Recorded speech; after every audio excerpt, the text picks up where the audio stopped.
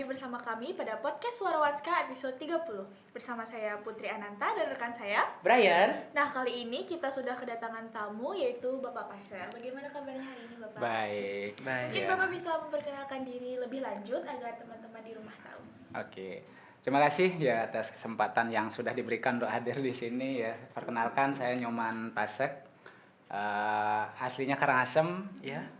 Kebetulan saya saat ini bertugas sebagai pengawas yang namanya saat ini pendamping satuan pendidikan. Untuk wilayah kerjanya saat ini kebetulan sekolah-sekolah binaan di Karangasem dan Kelungkung. Iya. Karangasem dan Kelungkung saja. Iya, betul. Oke. Jadi Bapak bisa ceritakan nih perjalanan karir Bapak sebelum menjadi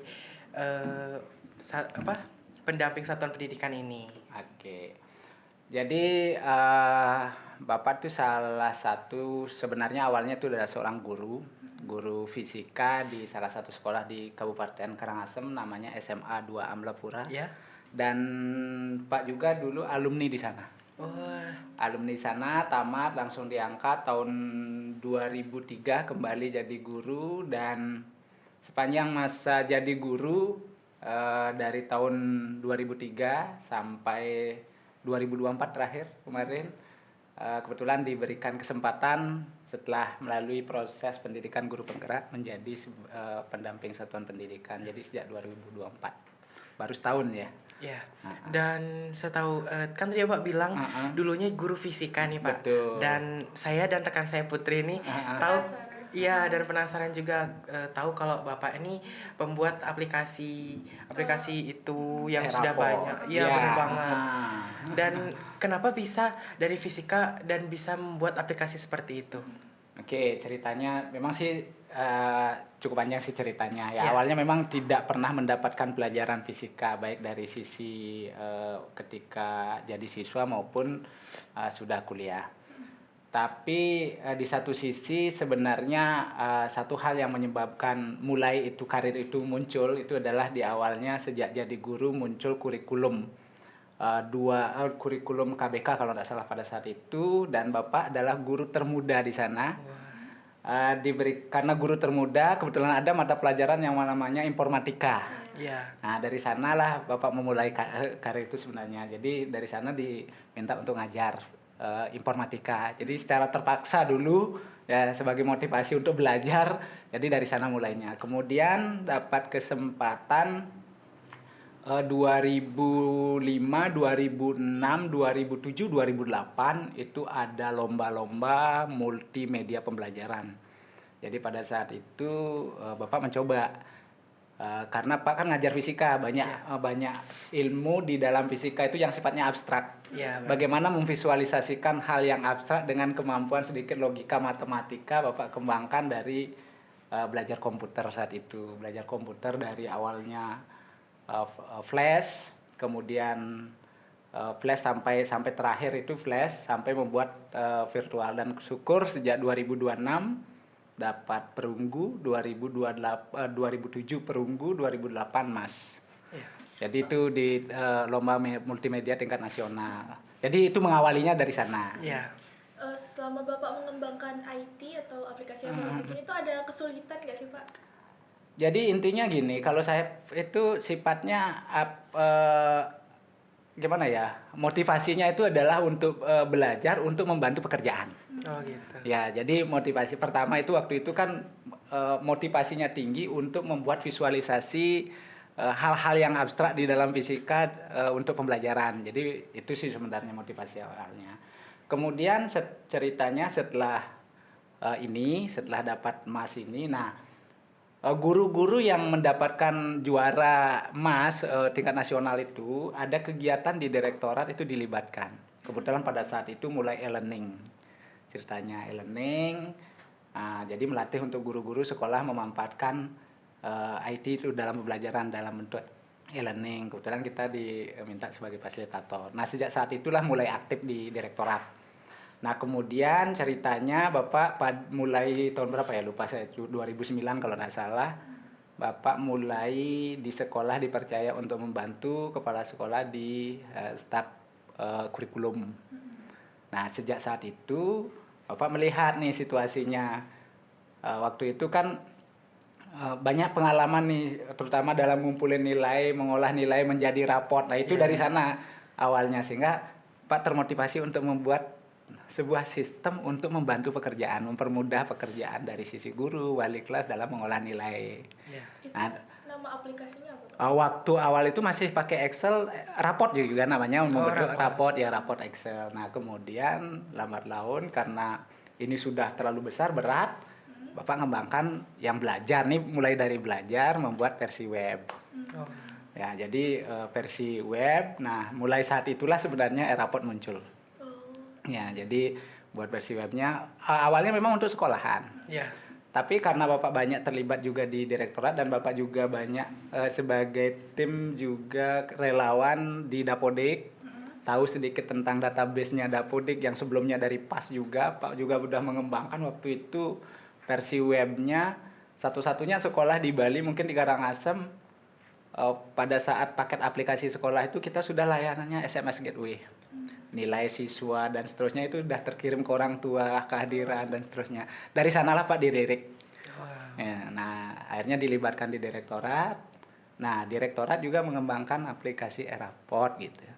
Nah karena mengembangkan aplikasi e-raport, saya coba sumbangsih dari apa yang saya sudah kerjakan di sekolah, diginikan di direktorat. Dan kebetulan juga mulai saat itu banyak nih menggunakan, merasa terbantu. Akhirnya dikembangkan lagi dan sampai saat ini luar biasa sudah pengguna untuk aplikasi e-raport, bahkan untuk semua jenjang. Kalau dulu kan masih di SMA aja. Gitu. Terkait juga pembelajaran, sistem pembelajaran e-learning, Brian juga tahu ada yang namanya deep learning tuh Pak.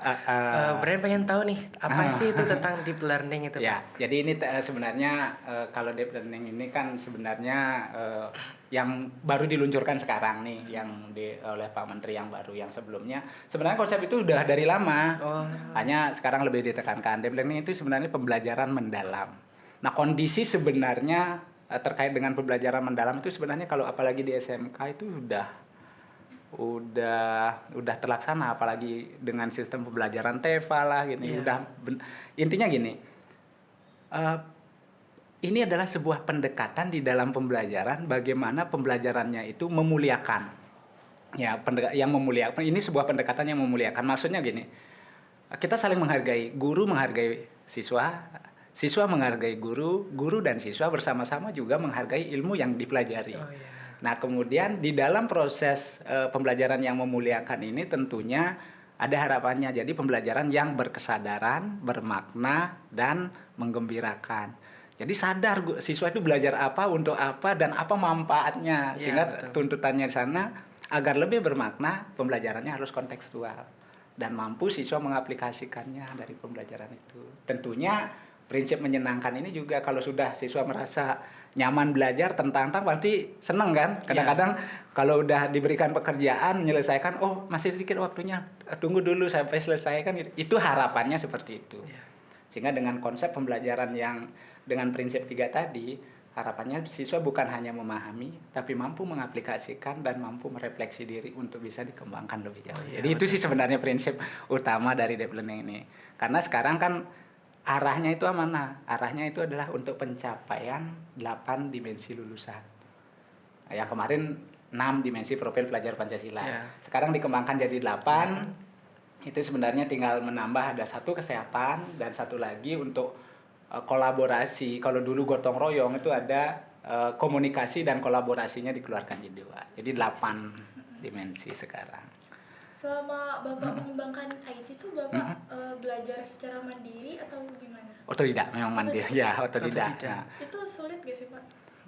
Gimana ya? Intinya sih sebenarnya sebuah motivasi internal bahwa saya belajar untuk tujuan membantu gitu ya. Jadi prinsip belajar Bapak sistemnya gini. Bapak punya buku tapi tidak mempelajari seluruhan dari buku. Apa yang mau dihasilkan dari ini? Nah, dari sana terus apa yang diperlukan. Nah, inilah yang Pak dalami gitu ya. Untuk menghasilkan, apalagi yang sekarang. Kalau sekarang sebenarnya untuk prinsip belajarnya itu lebih mudah bagi Pak dengan bantuan ChatGPT, AI ini. Banget. Nah, kalau sekarang intinya kan gini, AI itu bisa digunakan, dia akan akan pinter kalau kita pinter mengelolanya. Iya, benar Pak. Ya, jadi memulai kita olah dia sekarang, makanya untuk sekarang Pak tidak kesulitan dalam mengembangkan sistem. Kenapa? Sedikit aja Pak sampaikan prompt-nya gini, udah langsung dia bisa mengetahui apa yang Pak inginkan gitu. Karena udah dilatih gitu. Makanya ini juga penting dalam penggunaan itu. Sekarang mudah kok belajarnya.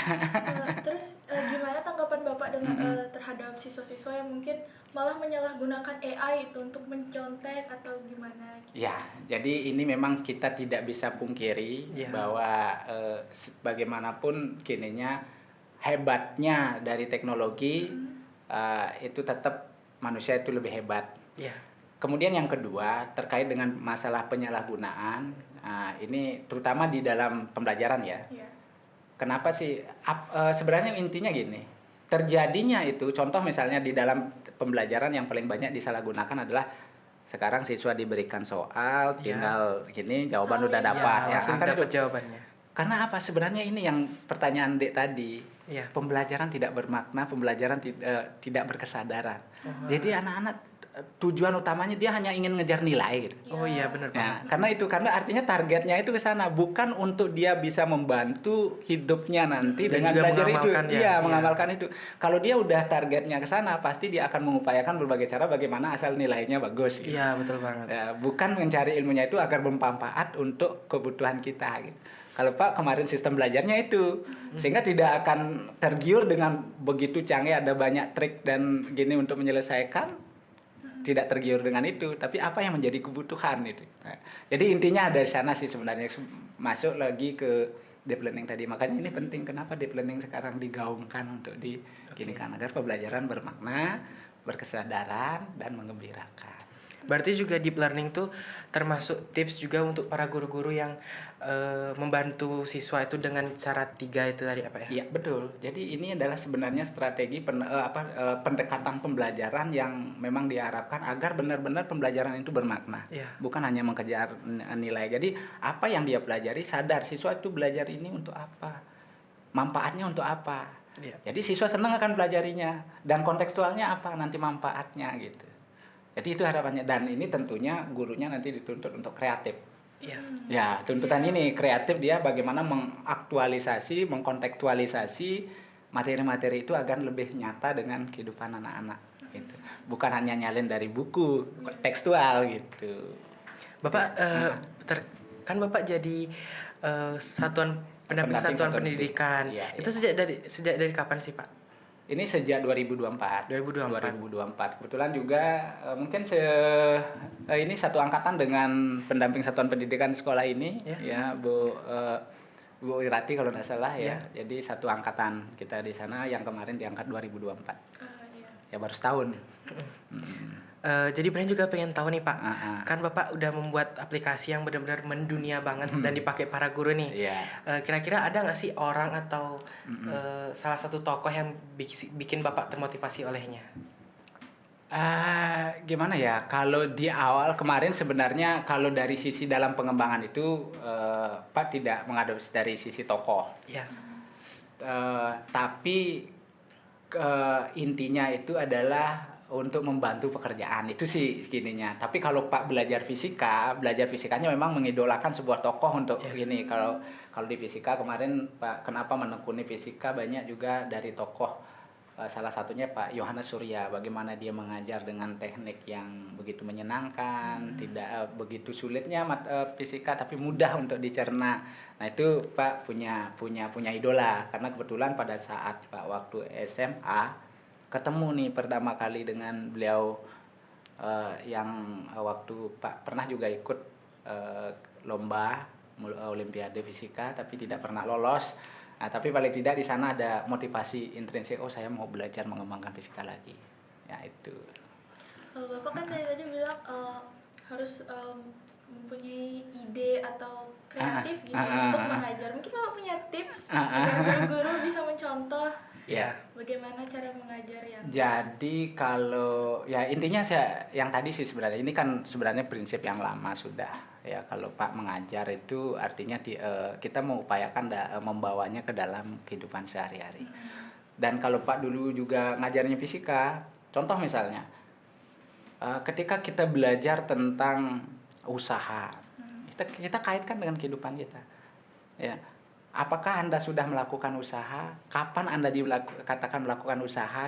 Saya sudah berusaha, ada hasilnya nggak? Kalau tidak ada hasil, berarti usaha itu belum ada gitu kan? Gitu. Karena istilah usaha itu kan ada dorongan. Nah, itu kalau Pak mendekatkan ke sana, kan gaya kali S, F kali S, kan mungkin pernah belajar itu ya. Nah, W sama dengan F kali S. F-nya itu apa? Dorongan. Kalau dalam diri apa? Motivasi. S itu apa? Capaian nanti. Ya, berarti kalau kita dikatakan melakukan usaha, ketika ada motivasi baik secara ekstrinsik gaya luar ya, maupun intrinsik gaya dalam untuk menghasilkan sebuah perubahan. Nah, kalau salah satu dari ini belum, maka kita belum dikatakan melakukan usaha. Nah, model-model pendekatan seperti itulah yang kita lakukan, termasuk juga dalam kehidupan sehari-hari. Kenapa? Kita yakin orang pacaran kalau misalnya jaraknya jauh, tidak pernah ketemu, jangan harap itu langgeng. Kenapa? Karena gangguannya begitu besar. Nah, model seperti itu yang Pak lakukan di dalam proses pembelajaran, sehingga tidak jauh dari bayangan anak-anak tentang konsep fisika. Jadi saya kira itu sih sebenarnya. Mungkin Bapak bisa juga sampaikan kepada murid-murid SMK ini, sampaikan pesan-pesan untuk mereka, Pak. Jadi intinya gini, di dalam ini kan anak-anak apalagi SMA atau apa, ini harapan masa depan nih. Harapan masa depan, begitu banyak perubahan yang dilakukan di dunia pendidikan saat ini. Tujuan utamanya itu adalah untuk membangun anak-anak yang memang memiliki 8 profil yang tadi, salah satunya termasuk juga kreatif, berketuhanan, keyakinan, kemudian memiliki kemandirian dan komunikasi termasuk kolaborasi di dalamnya. Nah, oleh karena itu bagaimana sekarang anak-anak ini intinya sadar perlu belajar selama masih diberikan kesempatan untuk belajar, sehingga tidak menyesal kemudian hari. Manfaatkan semua waktu yang ada untuk kita mengisi diri, karena itulah bekal kita nanti ke depan. Jadi intinya seperti itu sih. Baik Bapak, terima kasih sudah menyempatkan waktu untuk berbincang singkat dengan kita. Dan bincang-bincang kita ini benar-benar bermanfaat banget sih. Dan aku juga, Brian ini, kali ini Putri, Brenda mengetahui tentang deep learning yang tadi dikasih tahu dari Bapaknya. Ya, juga semoga pembicaraan kita hari ini bisa menginspirasi teman-teman di sana. Ya, sampai jumpa di podcast kita selanjutnya. Bye-bye.